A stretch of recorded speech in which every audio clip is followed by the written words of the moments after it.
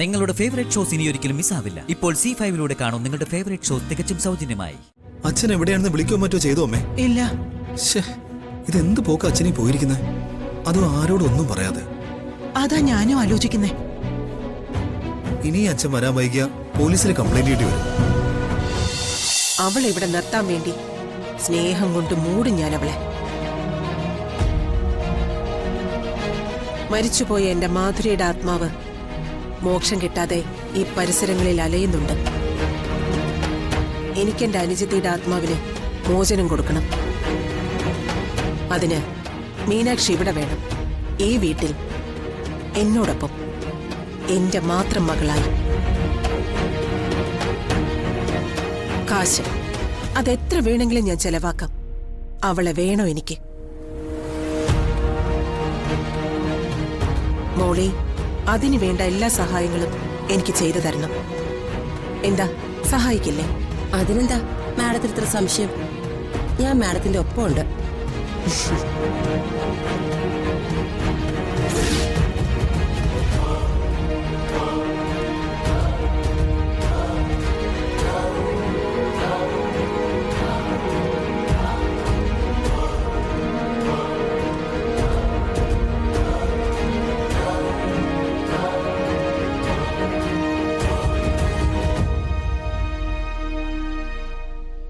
അച്ഛനിങ്ങോട്ട് എങ്ങനെ വന്നോ? ഇല്ല.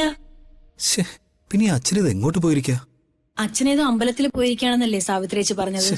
എടി, അച്ഛനെങ്ങനെ അമ്പലങ്ങളിലൊന്നും പ്രാർത്ഥിച്ചു നടക്കുന്ന ആളല്ലായിരുന്നല്ലോ. പിന്നെ എന്താണാവോ ഇങ്ങനെ? അച്ഛൻ വരൂന്നേ, ജഗദീശേട്ടൻ വിഷമിക്കാതെ. അതല്ല മാലതി, വീട്ടിലെ പ്രശ്നങ്ങളും ഏട്ടന്റെ മരണവും എല്ലാം കൂടി അച്ഛന്റെ മനസ്സ് വല്ലാതെ തകർന്നിരിക്കുക. പോരാത്തതിന് പ്രഷറും കൊളസ്ട്രോളും എല്ലാം കൂടി എനിക്കാകെ പേടി തോന്നുക.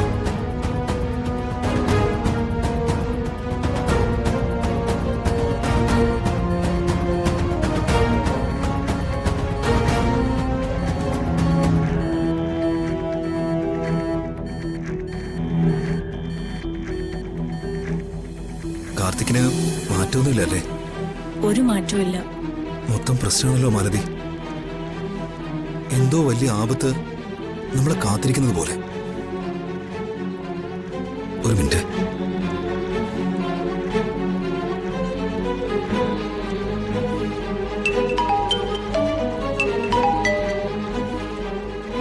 മോനെ. അമ്മേ, അച്ഛൻ വന്നോ? ഇല്ല മോനെ, ഞാൻ വഴിക്കണ്ണുമായിട്ട് കാത്തിരിക്കുക. അമ്മ സങ്കടപ്പെടണ്ട, ഞാൻ അച്ഛനെയും കൊണ്ടേ വരൂ.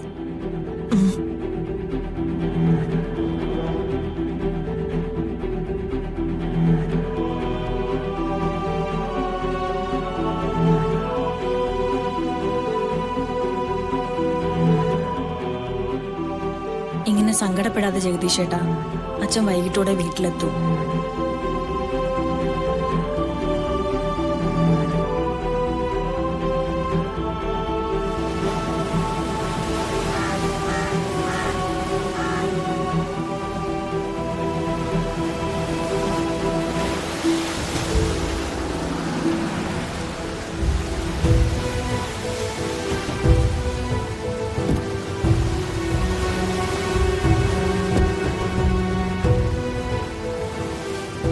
എന്താ അവിടെ ഉണ്ടായത്? എന്റെ മക്കളെ, ഇതിലൊക്കെ എന്തോ ചതിയുണ്ട്. ഞാൻ അവിടെ ചെന്നപ്പോ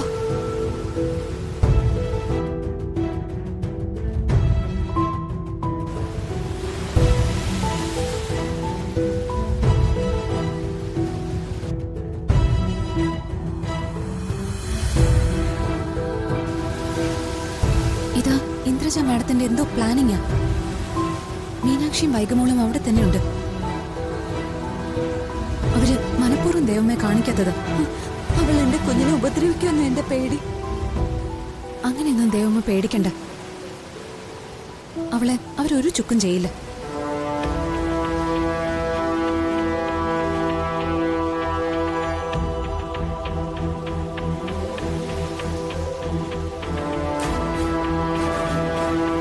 നീ നോക്ക്, ആ ഇന്ദ്രജയുടെ അഭ്യാസമൊക്കെ അവരുടെ കയ്യിലിരിക്കുള്ളൂ. മീനാക്ഷിയും കുഞ്ഞിനെയും ഞങ്ങൾ രക്ഷപ്പെടുത്തും അവിടുന്ന്. ദൈവമേ സമാധാനമായിട്ടിരിക്കും. മീനാക്ഷി ഞങ്ങളുടെ കുഞ്ഞിനു വേണ്ടി ഒരുപാട് കഷ്ടപ്പെട്ടിട്ടുള്ളത്. ആ വീടിന് ചുറ്റും അവളുടെ ഗുണ്ടകളാ മക്കളെ. ഗുണ്ടകളോ?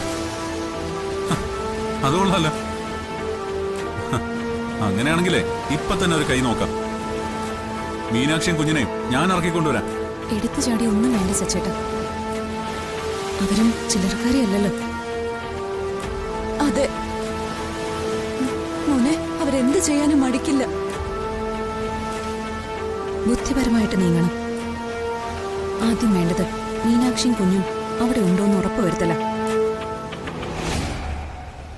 മീനാക്ഷിയെ കിട്ടില്ലെന്ന് വന്ന ആ കുഞ്ഞിനെ അവരെ അപകടത്തിൽപ്പെടുത്താൻ വരെ ശ്രമിക്കും. അത് ശരിയാ.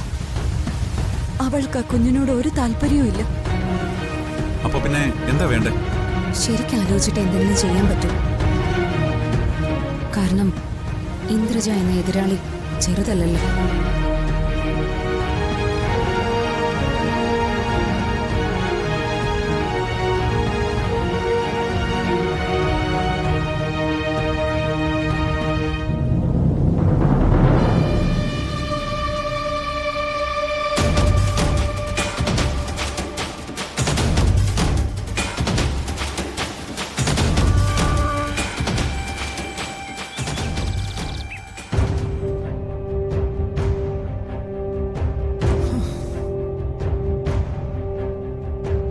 ഈ കൈമളേട്ടം വരാൻ എന്താ ഇത്ര വൈകുന്നേ? സാവിത്രി മോളെ. എന്താ അമ്മേ?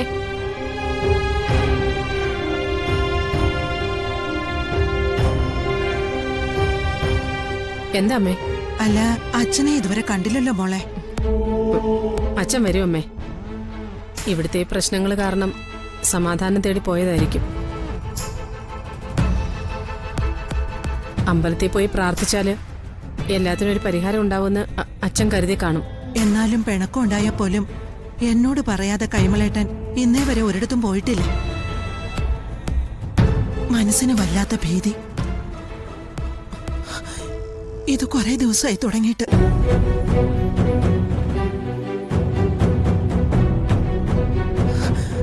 കൈമളേട്ടൻ അപ്പുറത്തുണ്ടായില്ല മതി.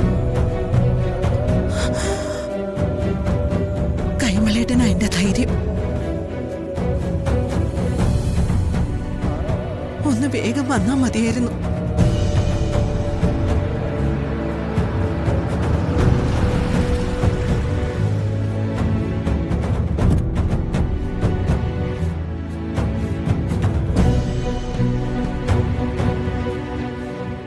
അച്ഛൻ എവിടെയാണെന്ന് വിളിക്കോ മറ്റോ ചെയ്തോ അമ്മേ? ഇല്ല. ഇതെന്ത് പോക്ക് അച്ഛനീ പോയിരിക്കുന്നത്? അതും ആരോടൊന്നും പറയാതെ. അതാ ഞാനും ആലോചിക്കുന്നേ. ഇനി അച്ഛൻ വരാൻ വൈകിയ പോലീസിൽ കംപ്ലൈന്റ് ചെയ്യേണ്ടി വരും. ഡൗൺലോഡ് ചെയ്യൂ C5 ആപ്പ്. കാണൂ എല്ലാ എപ്പിസോഡുകളും സൗജന്യമായി.